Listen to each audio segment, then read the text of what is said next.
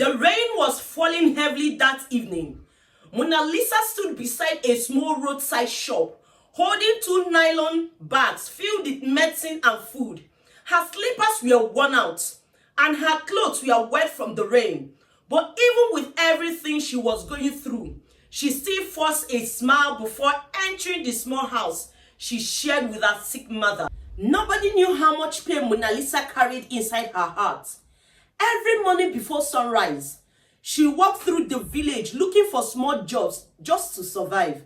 Her father had passed away many years ago, and as the first daughter, all the responsibility fell on her shoulders, while her relatives focused on their own lives, even her siblings.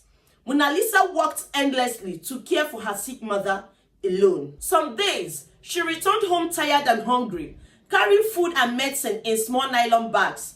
Sometimes she skipped meals so her mother could eat. Sometimes she cried quietly at night so nobody would hear her pain. But the hardest part was not the suffering, it was the betrayal. Her relatives never cared about her struggles. Whenever they visited, they only came with complaints, gossip, and demands. Nobody ever looks into her eyes and asks, "Monalisa, how are you coping?" Not even once. Yet Monalisa still respected everyone. One afternoon, after a stressful day of work, Monalisa sat under a tree near a roadside bus stop. Her body was weak and tears slowly rolled down her face. That was the first day Kunle saw her. Kunle had just finished work when he noticed her sitting alone. Something about her silent sadness touched his heart immediately.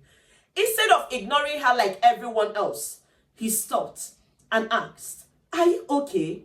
Monalisa quickly wiped her tears and forced a smile. "I'm fine," she replied softly. But Kunle could tell she was not fine. From that moment, everything began to change, both for her and for Kunle.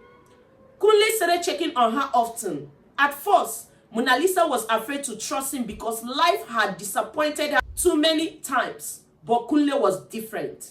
He listened to her, he encouraged her, he cared about her feelings. And for the first time in years, Monalisa felt seen and heard. More often, Kunle visited her small home to meet her sick mother. The house was simple, but Kunle did not care about money or appearance. What he saw was a hard-working woman, sacrificing everything for her family. That night, Kunle sat quietly inside his car thinking deeply. How can someone so kind suffer this much alone? He asked himself. After some months, Kunle became the peace Monalisa never had. He helped her with hospital bills, food, and emotional support. But more than anything, he began to give her hope. Slowly, Monalisa started smiling again. People around her neighborhood noticed the happiness on her face. Everybody was happy for Monalisa.